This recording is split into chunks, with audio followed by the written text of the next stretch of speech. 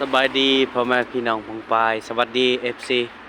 คนไทยลาวที่ติดตามข้าพเจ้าอันนี้ก็คือบรรยากาศที่เมืองกาเกาตอนแรงพี่น้องเอ่อตอนนี้ค่อยย่าง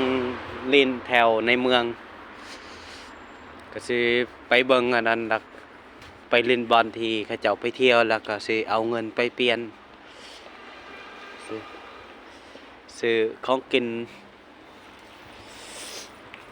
นี่คือบรรยากาศ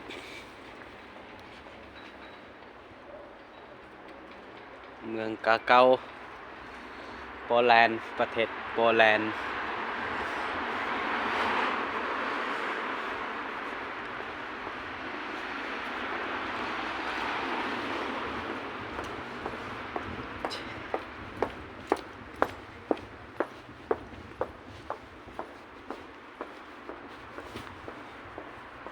ภาพบ่แจ้งพี่น้อง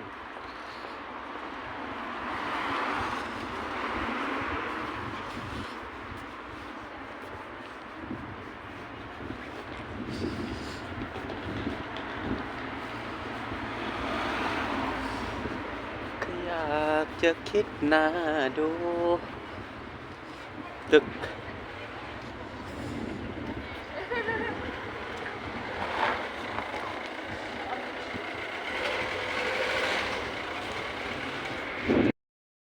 บรรยากาศ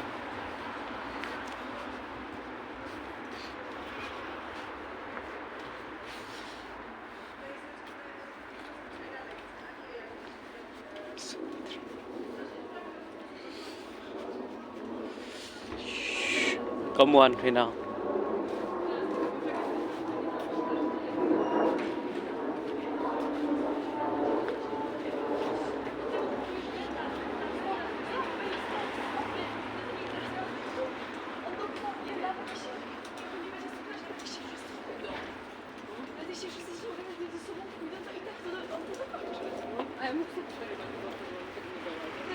Ja idę,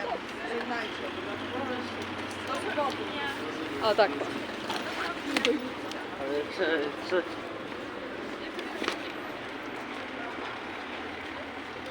โอ้ยคนไว้บรรยากาศ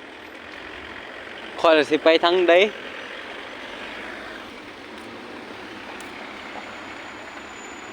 เมืองกาเกา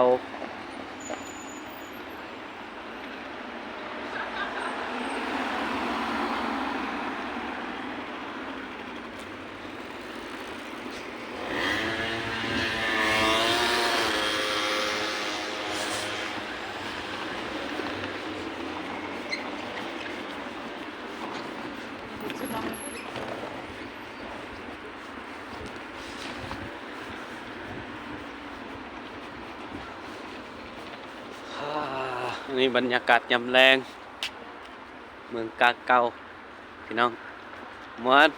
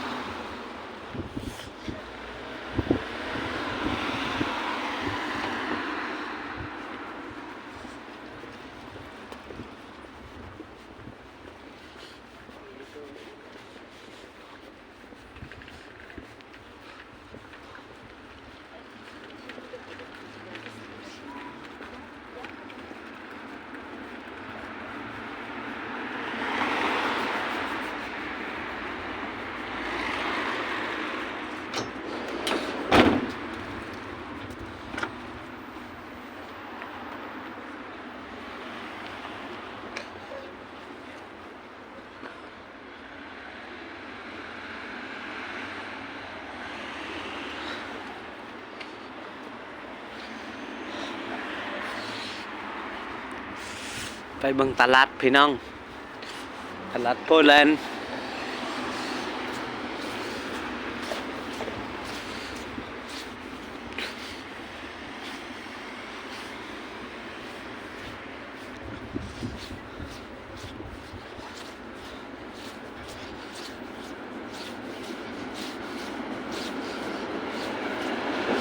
โอ้ว่ะเอามาแม่นบ่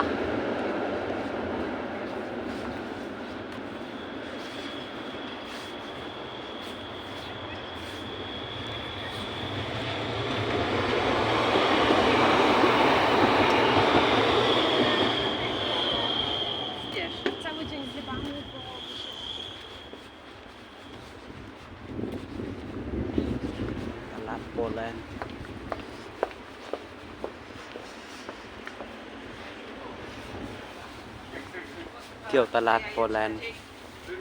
เครื่องขายหัตถกรรมพี่น้องนี่กาตาร์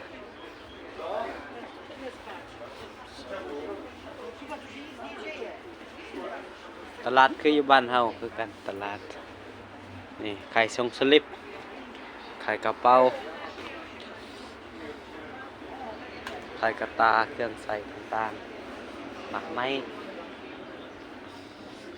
ดอกไม้อันนี้มันนี่ No to cieszę się. Dobra, mamo, to będę. Dzięki. ดอกไม้ขายดอกไม้เนียวเนียวเนียวเนียวเนียวนะฮะ She doesn't want to be in my video. Okay. ตลาดที่เมืองกะเกาพี่น้องขายทรงเสื้อดอกไม้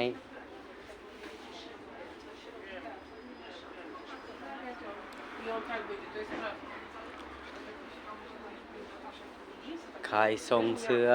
ผู้หญิง Tak, znaczy one mi nawet szły bardziej tu jakby, wiesz?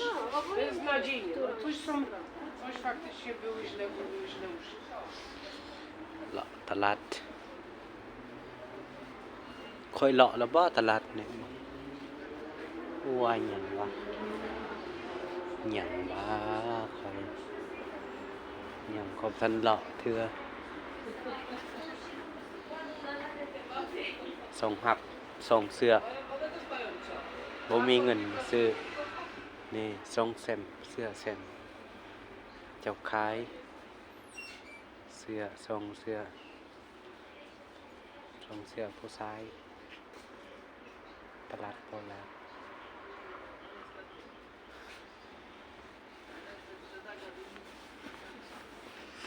เงียบตลาดเงียบบ่มีคน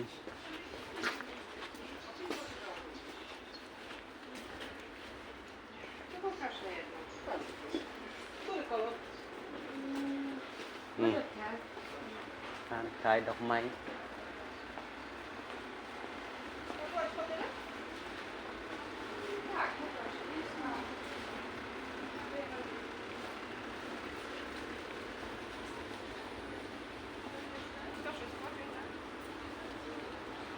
ดอกทุลิป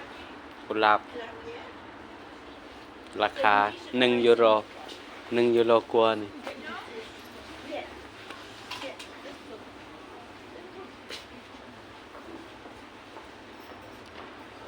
ตลาดไปเบิ่งอยู่ถึงใครยังแน่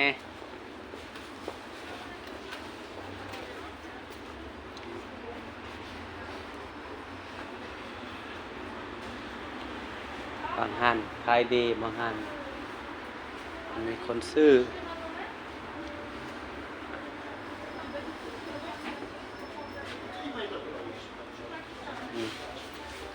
ขายสินโม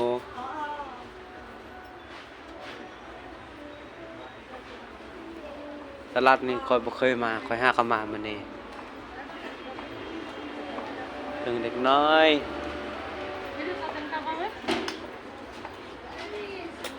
หมอบวงจอกขายเที่ยง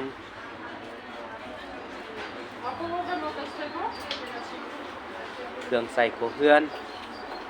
เนาะ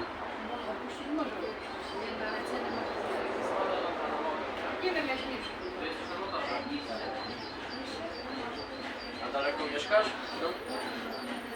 Rony Wiary. Okej. ขายกระเป๋าเนี่ยโอเค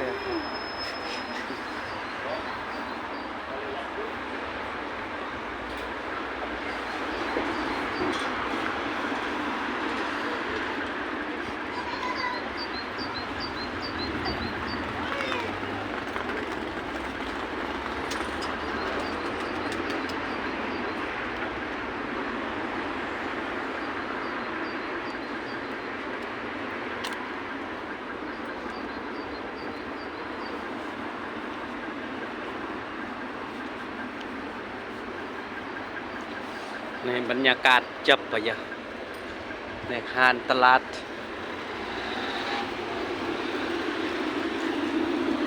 แมนสแควร์แล้วก็ยี่ประเทศลาวแฮเตอร์โปแลนด์นะบรรยากาศก็คืออยู่บ้านเฮาอันใดตลาดขายเครื่องก็คืออยู่บ้านเฮานี่ตลาดขายปลานี่ขายปลาขายเครื่อง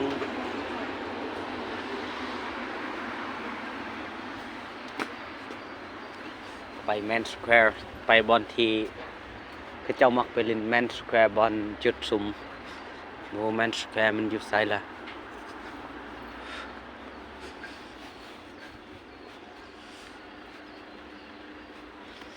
ลองไปแมนสแควร์ไม่ใช่แมนสแควร์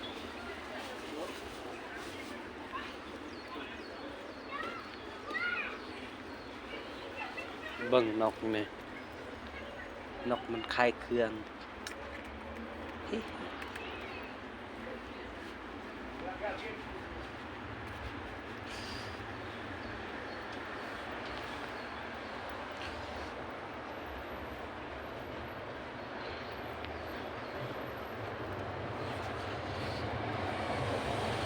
ค่อยถามคนหนึ่งวงยาผู้ชายเพิ่นบอกให้ค่อยย่างไปซื้อแล้วก็ฮอตแมนสแควร์ค่อยลองบอกเพิ่นสิตัวค่อยบอกเพราะว่าค่อยบ่เคยมาทางนี้เถื่อค่อยหากันมามื้อนี้